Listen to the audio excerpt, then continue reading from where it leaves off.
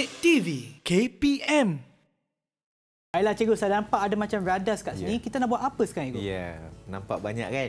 So tahu kan, nanti sebelum kita buat eksperimen, tak sabar nak buat Ya, eksperimen. cikgu. So kita tengok dulu sebenarnya apa yang kita nak buat berdasarkan eksperimen kita. Yang pertama Baik, kita cikgu. tengok apakah itu getah asli.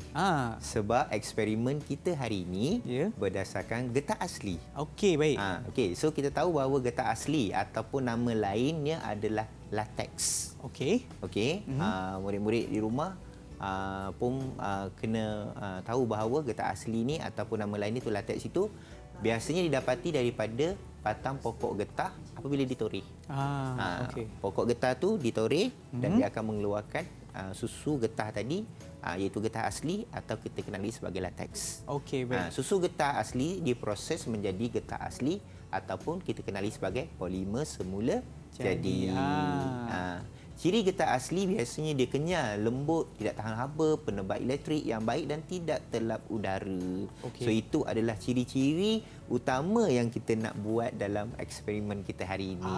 Okey, baik cikgu. Okey, so kita akan buat eksperimen iaitu nak kaji kesan asid dan alkali terhadap latex ataupun susu getah. Okey. Nanti kan ada yang tak faham latex kan. So benda yang sama sahaja. Okey, sebelum kita mulakan, cikgu akan memperkenalkan dulu bahan-bahan yang cikgu bawa hari ini kepada Sean dan juga murid-murid di rumah. Okey, baik cikgu. Alright, yang pertama kita nak jalankan eksperimen. Kita kena adakan 3 buah bika. Okey, bika pertama kita katakan sebagai bahan yang kita akan campurkan latex bersama dengan asid. Dengan asid. Okey, bika yang kedua kita akan campurkan dengan alkali. Baik. Okey, dan manakala bika yang ketiga tiada apa-apa campuran. Kita hanya campurkan latex sahaja. Latex sahaja. Okey, so ini kita ada asid etanoik. Okey, itu adalah contoh asid yang kita akan gunakan hari ini. Baik. Okey, dan kita ada larutan amonia. Itu adalah contoh alkali yang kita akan gunakan hari ini. Okey, dan yang tak lain tak bukan iaitu kita ada latex solution. Okey, latex solution ini adalah susu getah asli. Dia dalam bentuk cecair. Baik. Okey, sebelum kita gunakan Sean, kita kena goncang dia. Kenapa itu? Sebab kita tak nak kita nak dia yang mungkin ada sedikit pembekuan tu bila kita goncang. Ini kita panggil dia konsep inertia. Inertia iaitu kita goncang dan dia akan larut sendiri. Baik. Ke dalam bekas ni lah. Okey, so kita gunakan latex solution ataupun larutan latex. Okey, kita sediakan juga air suling. Okey, jika perlu. Okey, dan kita perlukan iaitu rock catcher. Untuk kita kacau dalam hari ini. Okey. Dan kita perlukan juga marker dan juga kita untuk buat untuk labelkan. Dia. Supaya kita tak keliru yang mana satu. Okey. So yang sebelum kita jalankan eksperimen, cikgu nak tanya Sean satu. Ada uji minda untuk Sean? Ada cikgu. Ada Sean. Okey. Cikgu bacakan. Alright. Okey. Apakah langkah berjaga-jaga yang perlu dilakukan sebelum menjalankan eksperimen? Cikgu, yang ni untuk eksperimen ni cikgu. Yes, betul. Saya rasa kita kena lakukan langkah berjaga-jaga. Kalau tak silap saya, yang ini cikgu. Kita kena pakai sarung tangan getah. Sebelum kita mulakan. Kita tengok betul tak apa yang Syam fikirkan dengan jawapan yang cikgu sediakan. Ya, cikgu. Okey, tepat sekali. So, tahniah. Memang terbaik. Terima kasih cikgu. Nak saya pakai sekarang ke cikgu? Okey, boleh. Kita boleh, pakai sama-sama ya. Sama. Itu memakai sarung tangan getah sebelum menjalankan eksperimen. Okey, itu sebagai satu langkah berjaga-jaga. Okey, baik cikgu. Ada tak apa-apa langkah berjaga-jaga yang lain apabila kita menjalankan eksperimen sebegini di makmal cikgu? Di makmal. Okey, biasanya kita gunakan asid dan alkali. So, murid-murid di rumah juga jika gunakan asid dan alkali di dalam makmal perlu mendapat kebenaran daripada guru. Maksudnya guru berada bersama-sama sewaktu menjalankan eksperimen. Sebab kita ada juga asid yang mempunyai kepekatan yang tinggi yang boleh menghakis. Ya, betul. Tu kena apa? Kena berhati-hatilah. Ya. Okey. So kita pakai sarung tangan tadi. Okey, so kita akan mulakan dengan eksperimen yang pertama. Baik. Okey, iaitu kita akan masukkan susah pula nak masuknya. Okey, sekejap Ishan. Okey, boleh je Ego. Okey. Yang penting tu asalkan kita pakai dengan betul kan Ego? Ya, betul. Biar lambat asalkan selamat Biar Ego. selamat ya. Okey. So kita ada latex ataupun cucai latex tadi kita goncang dulu. Okey, baik. Daripada awal kita buka. Okey, kita masukkan. Sebelum tu kita buka penutup dia. Okey. Oi, susah juga nak buka penutupnya. Okey, dah. Ditutup dengan rapi Ego. Ditutup dengan rapat. Okey. Okey. So kita letak. Nak letak berapa ml Ego? Okey, kita anggarkan lebih kurang 50 ml sahaja. 50 ml lah. Okey. Okey. Kita letak 50 ml juga sama. Okey, dan kita letak 50 ml Okey. Okey.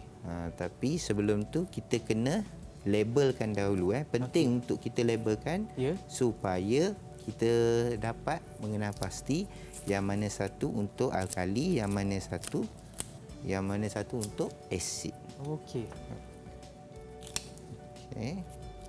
So kita labelkan. Okey. Ini untuk memastikan kita tak salah letaklah asid ataupun alkali. Asid dan alkali lah. Okay. Dan juga berkenaan keputusan juga ke Ego? Apa dia? Kita untuk memastikan bahawa keputusan kita boleh tadi tepatlah. Okey. Takut kita letak yang ini tapi kita dapatkan keputusan yang okey. Okey. Tapi saya nak tanya Ego, susu getah ni memang tak boleh diminum kan Ego? Okey. Tak boleh kan Ego? Jika setakat ni macam itulah. Okey. Jadi yang ni merupakan salah satu langkah berjaga-jaga lah kan Ego? Jangan cuba-cuba minum Okey. Okey, tiada. Okey. Kita letak yang ini untuk alkali. Okey, so maknanya cikgu sekarang tengah melabel lah. Okey, saya melabel. Ini dalam makmal sepatutnya kita kena belajar untuk melabel untuk memastikan supaya yang kita lakukan eksperimen tadi betul-betul tepat dengan apa yang kita buat. Okey. Okey, so asid Okey, baik. Okey, Cikgu boleh tak pusingkan label tu menghadap kamera supaya mereka yang menonton di rumah pun nampaklah ada labelnya kat sana. So ini tiada tu maksudnya kita tak masukkan apa-apa lah. Okey, maknanya itu adalah apa tu eksperimen kawalan. Kawalan sahaja. Okey, baik. Dan kita akan masukkan asid etanoik ke dalam bika bertanda asid. Bika yang bertanda asid Kita masukkan. Tak berapa banyak itu? Okey, kita masukkan ini lebih kurang dalam 50 ml juga. Okey, baik. Okey. So kita tutup. Pastikan dia ditutup selepas digunakan. Okey. Okey, kita masukkan amonia. Baik. Okey. Okey, dalam 50 ml. Ya. Okey. Dan kita ambil rod kaca tadi. Okey. Okey, rod kaca tadi dan kita kacau untuk asid tadi. Okey. Okay, mungkin cikgu kedepankan sikit okey, supaya kita nampak. Nasib baik cikgu dah label dah supaya kita dah tahu okey, so ini okey, so so kita tengok apabila kita campurkan asid, so dia menghasilkan satu ketulan yang kita panggil dia sebagai latex. Yang menggumpal. Okey, latex menggumpal. Okey, so dia ada satu inilah. Okey, so yang menggumpal Okey. Tapi berbeza dengan alkali. Okey. So apabila kita kacau, dia sama seperti asal. Okey, maknanya dia tak menggumpal. Tidak menggumpal. Okey, baik. Alkali. Dan manakala yang untuk tiada apa-apa dimasukkan tadi, so tetap sama juga. Okey. Untuk pengetahuan Sean, okey, yang untuk kita tiada letakkan apa-apa ni, okey, jika kita biarkan lama, okey, dia juga akan menggumpal. Kenapa itu? Kerana di udara kita ni ada bakteria. Di mana bakteria tadi akan menghasilkan asid. selama-lama dia akan menghasilkan macam inilah. Kalau kita biarkan dia akan mengumpal juga. Dia akan mengumpal juga. Okey. Tapi yang dicampurkan dengan alkali tadi ataupun larutan amonia tadi, dia akan tetap sama sampai bila-bila lah. Dia tidak akan mengumpal. Okey. So kali ni kita nak tengok Sean pula yang buat. Okey, boleh Ego. Saya cuba Ego. Saya cuba Okey, so saya letakkan dekat sikit dengan saya Ego. Ada di sini amonia. Okey. Ada asid ni, asid etanoik Ego. Asid etanoik. Dan saya perlukan satu rock kaca. Rock kaca saya letakkan di sini. Alright. So kita Sean boleh tuangkan dalam 50 ml. Okey, tapi sebelum saya mulakan tuang Ego, boleh tak saya labelkan bikar saya Ego? Okey, boleh. Boleh ya? Alright. So boleh pinjam pen Ego? Boleh. Mak Ego saya tak bawa hari ni. Okey, tak apa. Okey, di sini saya tulis dulu Ego. Pinjam marker pen Ego boleh? Okey. Pen tu tak berapa jelas. Marker pen ni. Okey, tak apa, saya ada pen biasa Ego. Ada pen biasa. Okey, saya tuliskan di sini satu untuk asid. Okey. Susah sikit. Okey. Lekat. Oh, semua melekat Ego. Itu kata semua melekat. Okey, baik. Okey, saya letak di sini satu asid. Okey. Okey, satu asid. Alkali. Alkali. Okey.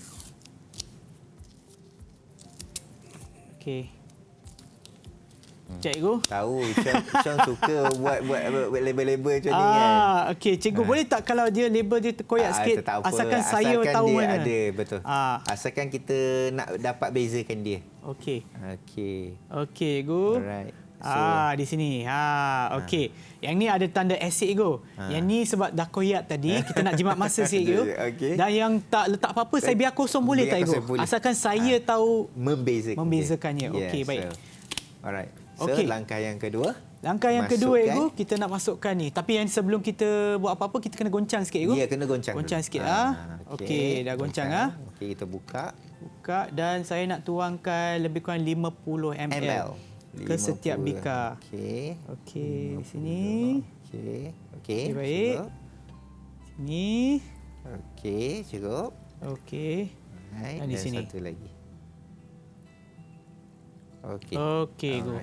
Penting tu saya kena tutup balik kan Ego. Okey. Dan sekarang kita mulakan dulu dengan asid.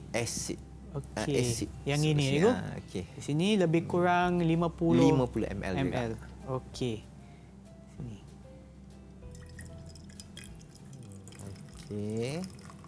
Okey, baik. Okey, tutup balik. Alkali pula. Okey. Alright, baik. Dan untuk yang ni kita biarkan kosong ya. Kita biar kosong. Sebab yang tu adalah eksperimen kawalan. Kawalan sahaja. So kita mulakan dengan macam mana kita nak kacau asid tadi. Okey, Sean teruskan. Saya kacau Ego. Okey, kacau. Ego. Okey, betul Tak sampai 5 saat dah bergumpal Ego. Betul. Saya tunjukkan kat kamera. Nampak macam tahu pula. Tapi yang ni adalah getah tergumpal. Getah menggumpal. Okey. Dah melekat dah. Getah mungkin asli yang menggumpal. Getah asli yang menggumpal. Mungkin saya boleh dapatkan lagi satu rock kaca. Takut nanti tercampur pula masuk sini. Terima kasih Ego. Okey, sama. Okey, yang ini pula dah masuk alkali. Kita kacau. Apa yang berlaku, Sean? Tak ada apa yang berlaku. Tak ada apa yang berlaku. Tepat sekali apa yang Sean cakap dapat tu. Memang tak ada gumpalan langsung. Tidak ada gumpalan Okey, boleh fokuskan tengok memang tiada gumpalan. Okey. Saya nampak takut nanti masih lagi dalam bentuk cecair.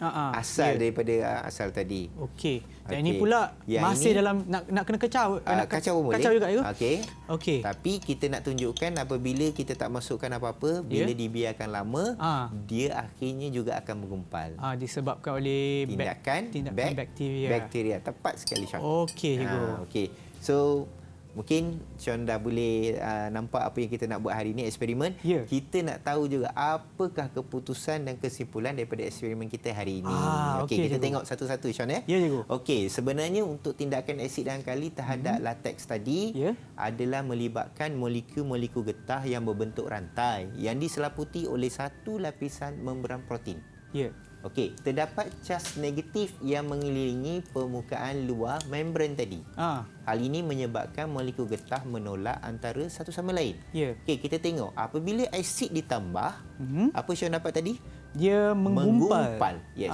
Ion hidrogen bercas positif daripada asid akan menyutrakan cas negatif pada permukaan membran protein. Okey. Okey. So, bila kejadian ini berlaku, tanpa cas negatif, molekul getah akan berlanggar antara satu sama lain. Maka membran protein akan pecah dan rantai polimer getah akan keluar serta saling berbelit. Bila dia berbelit itu maksud dia menggumpal. Okey. Baik. Dia menggumpal tu disebabkan oleh membran tu pecah. So dia tak ada apa? Dia dah tak ada bentuk yang tetap dan dia akan berbelit-belit lah. Ataupun kita panggil dia polimer getah tadi dia akan berpintal-pintal dan akan menghasilkan gumpalan. Okey. Itu yang kita kata tadi sebagai getah yang menggumpal apabila tindakan oleh asid. Okey. Jika lateks tadi tanpa asid, lama kelamaan lateks itu akan turut menggumpal. Ini yang diberitahu tadi.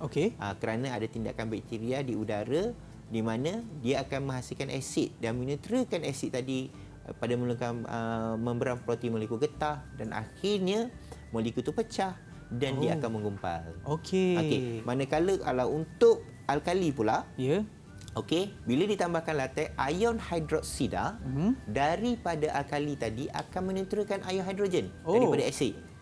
Istilah lainnya semua negatif lah.